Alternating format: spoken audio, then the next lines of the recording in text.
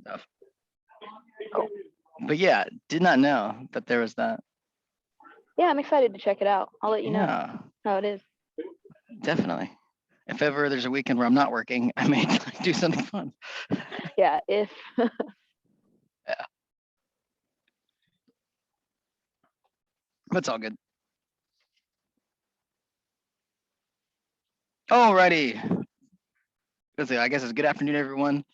My name is Jared Rodriguez. I am a trainer on the training team at Decisions, and I will be your host for today's Lunch and Learn.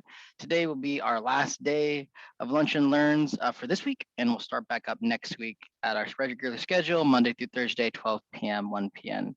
Eastern Standard Time or Eastern Demand Time. I don't know what the D stands for in EDT, but same time. So I'll kick it off. Any questions?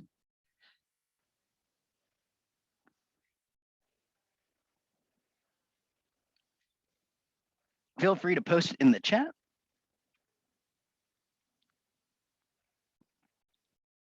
Alrighty, we got a question right out of the gate. So Mike Huggins says, I have a drop-down multi-select component on a form. All of the data in the drop-down is showing selected by default. I'm missing the question. Could you expound upon it more, Mike? Yeah, can you hear me? Yes, I can hear you loud and clear. Yeah, so I have a drop-down multi-select, one of those components on one of my forms. The data in there is a bunch of names. And I have all that kind of connected to flow inside of a case entity. But whenever I go to run it and open the form, that drop-down multi-select, all those names that would be in that drop-down are just showing as selected. They're not, and so instead of being able to select one of those names, all of the names are appearing. And so that's kind of what I'm asking. All of those names are appearing. Yeah, they're appearing as selected.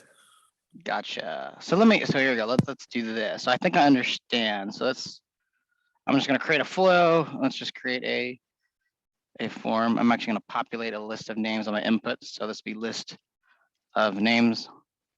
I'm just going to use the people on the call. My lovely assistants, Maurice and Sabrina. So I'll use my name, Sabrina, and Maurice. All right. So I have my list of names, and you can correct me if this is not the use case, but from what I'm understanding is you're passing this to a form, and what you want it to do is you want just to select one, right? Not have multiple select, right? Yeah. Like okay. Yeah.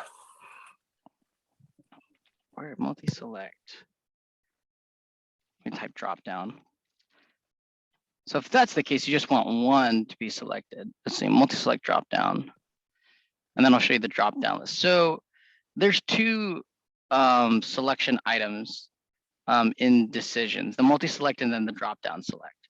The multi-select, it's kind of, it's a good step. There's something to be aware of when you pass data into it. Let's see, this is a string, this is a string, and we'll add a button.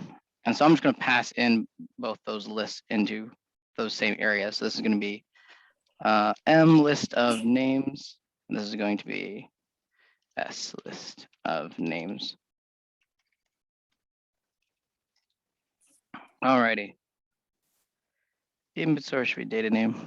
I thought I did this. M list of names. There we go. I didn't set the data name first. Data name, S list of names. All right, we got that configured. Now, connect all this up. So if you want to use the multi-select, I didn't map anything into this, did I? Yep, I did not. List of names and S list of names. All right, let's debug this. So if we want to map stuff in, all right, so I have 3 here, and let's say I, select this. Notice how there's nothing here. That's because in the control, you have to give it enough space to list out all the items you want. So if this is your issue, all you have to do is expand this to give it a couple more, more rows. Mm-hmm. And then when you save, when you debug, now you'll see Jared, Sabrina, or Maurice, and then Sabrina. Now, if that's not your issue, you want to just have one, then you can use the drop-down list where it will allow you just to select one item. So Yeah. Did I- So yeah, go ahead. I was gonna say, yeah, for the multi-select, yeah, it would just, whenever I run my flow, all the names like you have just appear selected. So yeah, that was the problem. Gotcha. Okay.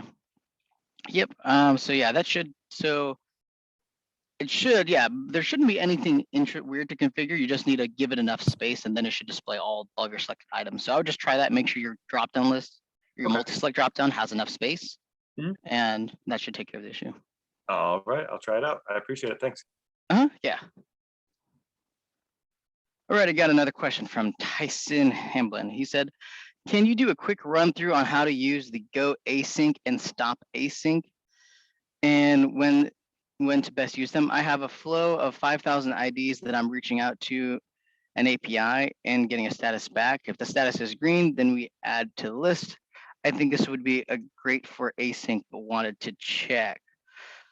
So you could use it async, and for that process, let's say you have a lot of records and you want to kind of save the chatter that's going back between those two devices. What I would advise is instead of using the go async step, because I think you're talking about go async, this step, and then what is it? Stop async? Stop. I think it's stop async. Gotcha. Stop async. Let's see, stop. See, I don't see the stop async step. So you could use this one. I'll be honest, I'm not familiar with this step, but to get true asynchronous behavior, the step that we primarily use internally is called the start linked. If I can type today, linked flow async. It's this step right here. When I drag it on the canvas, you're gonna notice it looks a lot like the run flow step, which is just a step that we use in decisions to select a flow to run it as, a sub process within it. This one right here just runs it synchronously, but for your use case, I would say all you have to do is whatever flow that calls that API 5,000 times to get the IDs and gets the status back, all you have to do is just pick that flow. So let's say I'm just gonna create one. Let's say I have show pop-up or something to that effect. And I had a process that would do something intelligent, not show a pop-up. But let's say I'm just going to use this right here. I'm going to set this to constant test, and then I'm going to specify the user, put that here.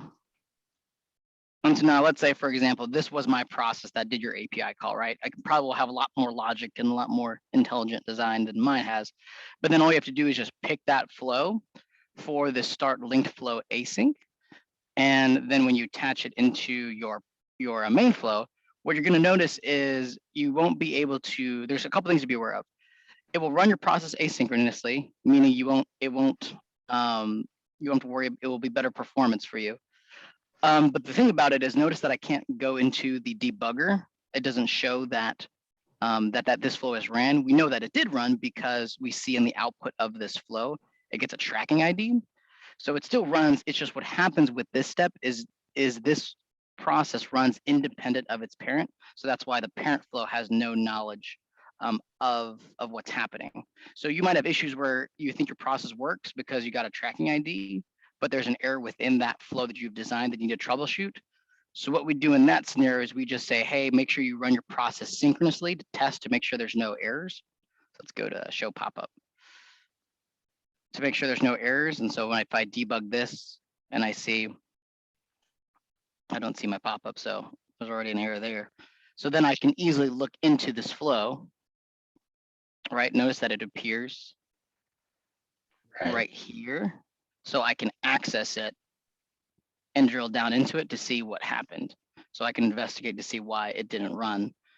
But when I run it synchronous or asynchronously, I don't plug it back up here, you'll notice that I can't even access that flow because it's asynchronous. So that's what I'd advise. Use the start linked flow async. I'll type it in the chat so you can find that step. It is a weirdly named step, start linked flow async, but that is the best step to use if you want to run your process asynchronously. Perfect. And it won't move on until all of the IDs have been run through, correct? So it will, no, so what will happen is it will just run all of them on their own separate flows. So there would be no waiting function on it. If you do want a wait function, right, where I want it to run asynchronously, but I want it to wait till all of them finishes, you would use a different step for that. That one's called run flow for list. And we'll drag this step over. And this one, you would just, this one is a little, takes a little bit of understanding.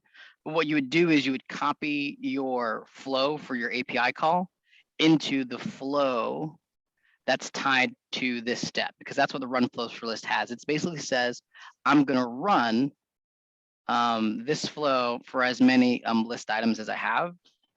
So if you have a list of IDs that you need to run through a certain process, you'd pass in that list of IDs. You would edit this flow here, design this flow for whatever you want for that ID. And then after you're done, you would change this setting to async and wait. And then that would allow you to run your 5,000 IDs and then wait until they're all finished and then proceed to the next step of the process. Perfect. On that one, when you edit that flow inside that step, can you just drag and drop the flow that you'd already created, just like run subflow? Exactly. You just get a run Perfect. flow and you just, so you don't really have to repeat your logic or redesign it. Just drag in the subflow, put it in there. Awesome. I'm going to go try that out. Thank you. My pleasure. Any other questions?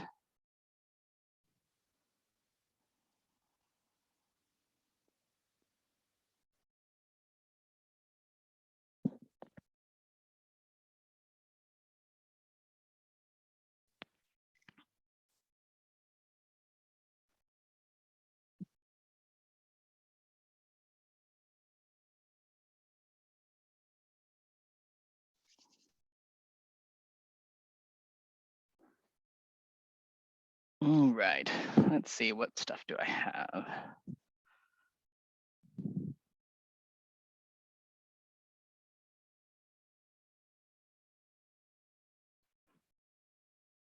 I'm trying to think of a process that has something cool that I can demonstrate while we wait for questions.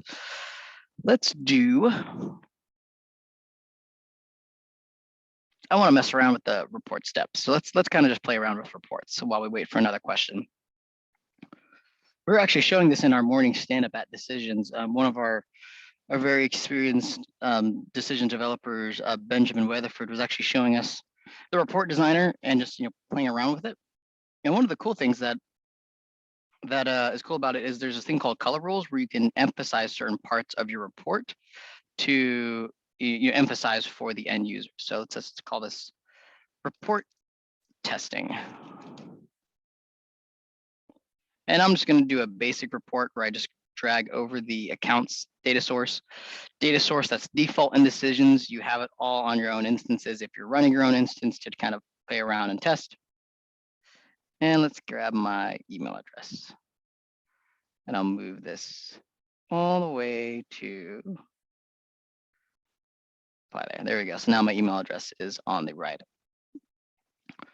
So we have different you have different settings options. So let's say for let's do this. So let's play around with color rules because color rules are really fun. So you can add colors and icons, like I said, to emphasize different things of the rule. And let's say, let's add another state, is active. So is active, which is just a Boolean value that says if this account is true or is enabled or if it's deactivated. I'm going to group it descending.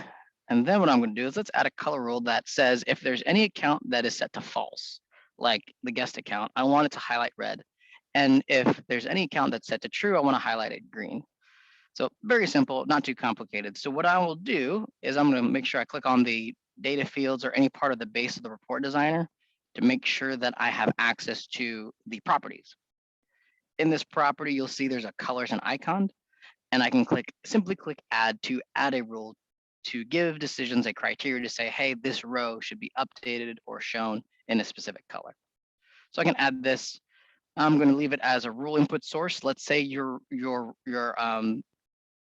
rule or your icon flow that you want to design to evaluate whether a row should display an icon or a color is complicated and you want to leverage the flow designer, you can do that. For simplicity's sake, I'm just going to build a rule and I'm going to pick or create. In this case, I don't have a rule, so I'm just going to pick one, and it's going to be a statement rule. And this is going to be let's see, is active.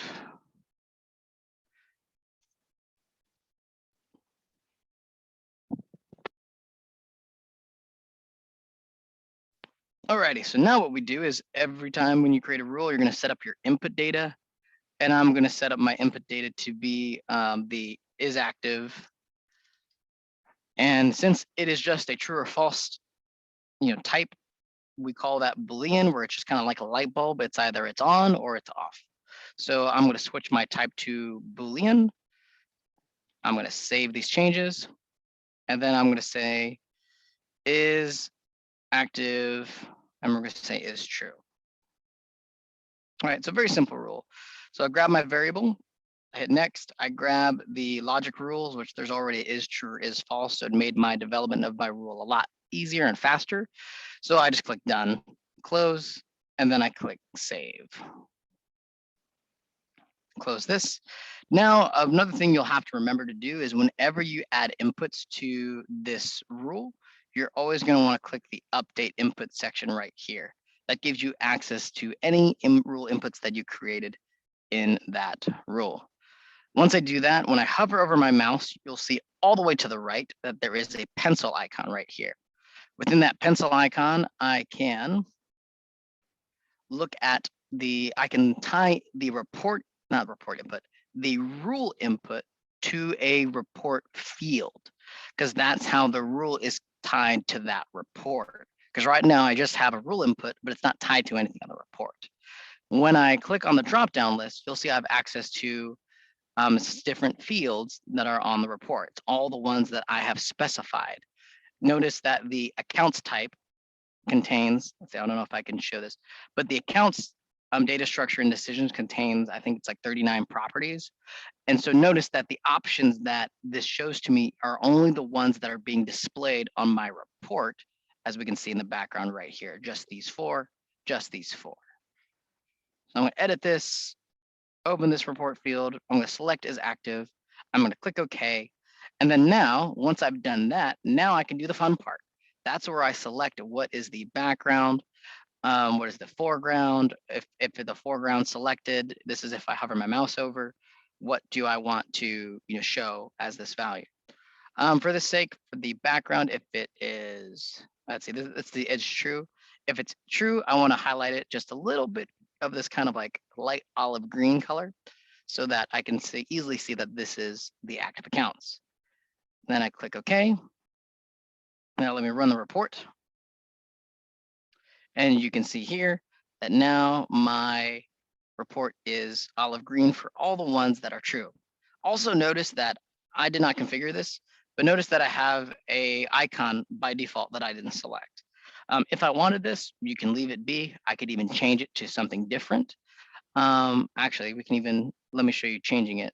So if I go back into that same menu with the colors and icon rules, and then I click on this one, I can easily set its icon image. And so let's say, I think we have a check mark by default in this image, in decisions. Whew. Words are hard for me this morning or this afternoon, as you can tell. I'm going to do a check right here. I can change the color of it to be a darker green. So now I can have a really dark green to show that, hey, this is an active account. I'm going to pick, and notice another good thing to remember is you get this friendly message right here that says icon type must be set to image on the report viewer. What does that mean? It's a warning that is to encourage designer users to remember to change the grid view settings. So if I want to change it to an image, I need to change the grid settings to specified, and then I need to change the icon type that's away from the circle and to image.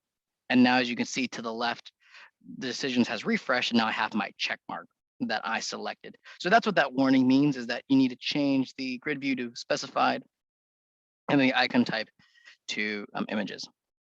or to image. All right, but let's say if I don't want any image, I can just click none, and then as you can see, I have no image, all that stuff. Now you will have to reorient your columns a little bit. This is a great question. If anyone asks why does it do that, I don't know. I'm going to follow up and ask that question because it happens in version 6 and happens in version 7. Whenever you select an icon or change the grid setting type, decisions will kind of shuffle everything to the left, and you'll have to reorganize your columns.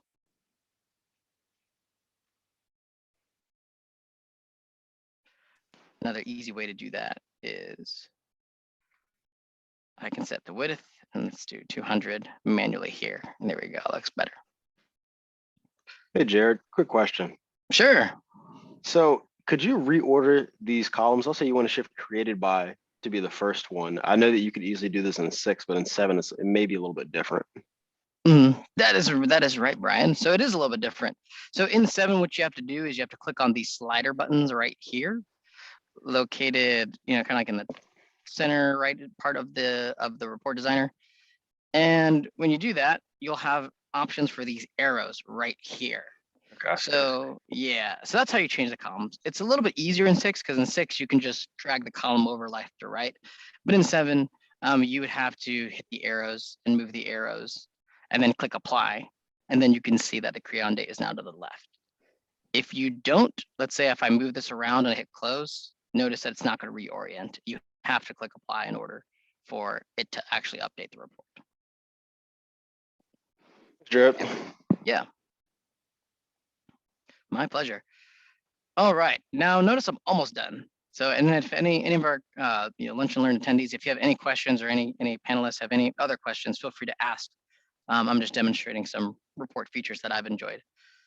All right, so let's say I'm half done. Let's say I want to also show that if there's any account that's deactivated, so is active is set to false. Let's say I want to set that to be like a little bit red, right? I don't want it to be white. So how do I change that? Well, it's the same process, except now we just have to create a color rule that checks if this is set to false. So I'm going to go into, click over the data fields here, and then click over the color icon here, and I'm going to add another one. And I'll call this, can I name this rule? I want to name it. I'm going to add a rule. I'm going to create a new rule. Let's create new, and I'll say is deactivated. Click create. Right, and then it's going to take in the same input is active. It's Boolean.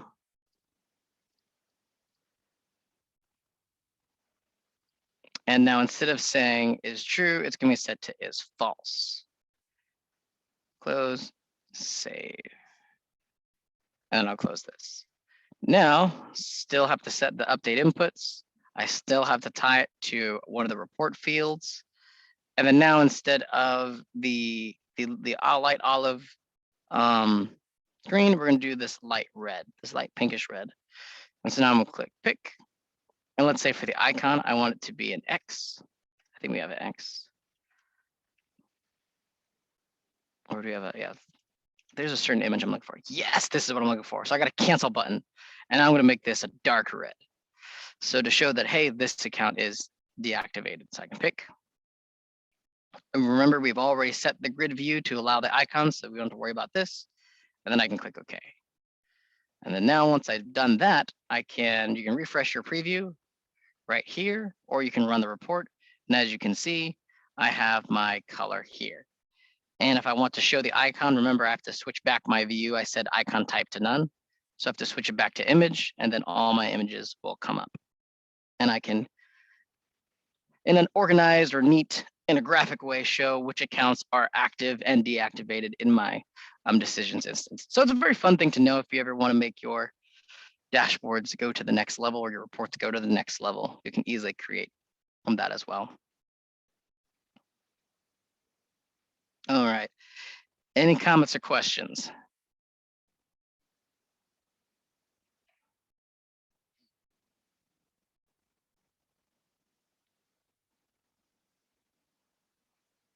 I'm actually going to, while I wait for questions, I'm actually going to make it where I just have the icons and no colors because I think it will look a lot neater that way. So to edit that, I can easily just remove the background color, click OK, edit this rule with the pencil right here, remove the background color, click OK, refresh the preview. And so now I just have icons indicating what's deactivated and what's activated.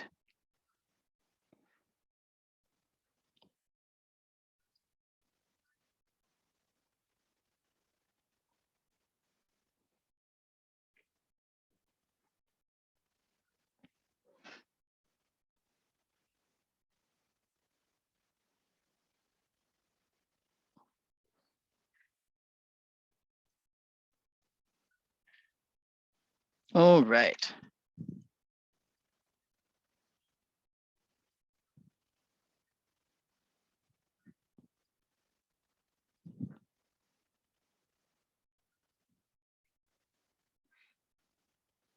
So I'll give about 4 more minutes to questions. If you have no questions by 12:30, I'll go ahead and end the call. But in the meantime, I'm actually going to debug my flow because, as you can see, I have a show pop-up step and it's not showing a pop-up, right? That's a problem. So I got to figure out why it's not showing a pop-up. One reason why this pop-up is not showing is whenever you're using things like notifications and decisions or emails or especially pop-ups, you want to make sure you're aware of what the user context is. And in this step specifically, I can pick a user to pass in. And notice that I'm not getting a notification. So this indicates to me that even though I've selected the admin user, it makes me want to investigate, am I actually logged in as the admin account? I can easily confirm the account that I'm logged into by clicking on my user icon. And there's my issue. I'm not logged in as admin. I'm logged in as jared@decisions.com. So if I want this pop-up to display to me, I need to make sure that I switch this notify account to jared@decisions.com. And then when I debug this, now I have my pop-up work accordingly. So that's something to be aware of whenever you're dealing with communication or show pop-up steps. Another cool step, let's say you don't want to statically select this. You want to select this dynamically. There is a step itself. It's got a long name. It's called like send notification to accounts. I think it's no. I'm gonna say send notification.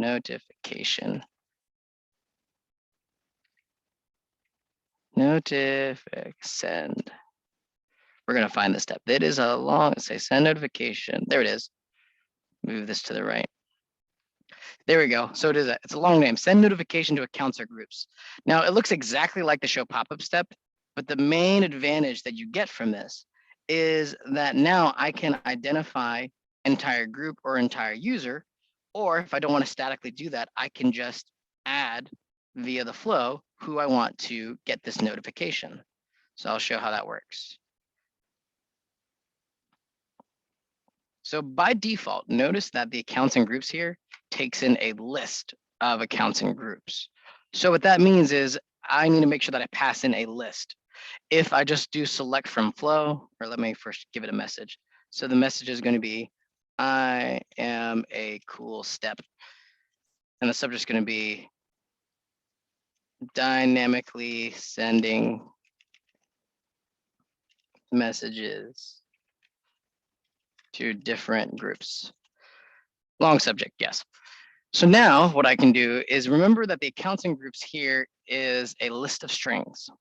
So if I just go to flow data and let's say I select, okay, it is a list of strings. So if let's say I select just the first one in the list, right? Notice that it's going to error out because it's not a list. I need to make sure I map in a list. Now, let's say I don't want to map in a list. I just want to map in one item. What do I do in that scenario? In that scenario, what you want to do is you want to make sure you build the array, which is just a fancy, geeky, nerdy programmer way to say build a list. And then I can have access to the individual list item, the item that makes up the list. I can have as many of these as I want if I have several individual items. But at that point, if I'm going all the way to 7, you can probably just map in a list and that's it. And then I can remove these by hitting the remove. Can I not remove 0? So I remove 2. There we go. And let me just remove this one too.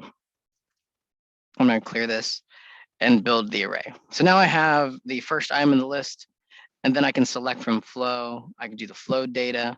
I can grab just the first group, the designer users.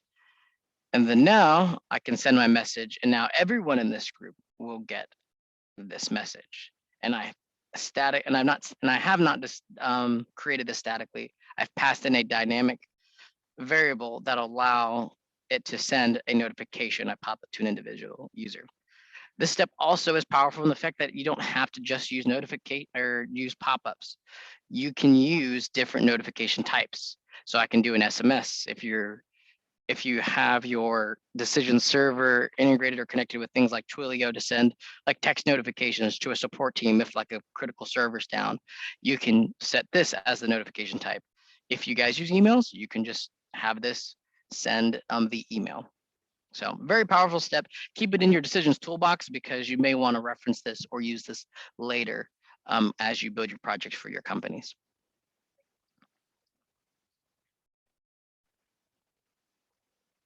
All right, last call for questions. Any comments or questions or things people would like to ask?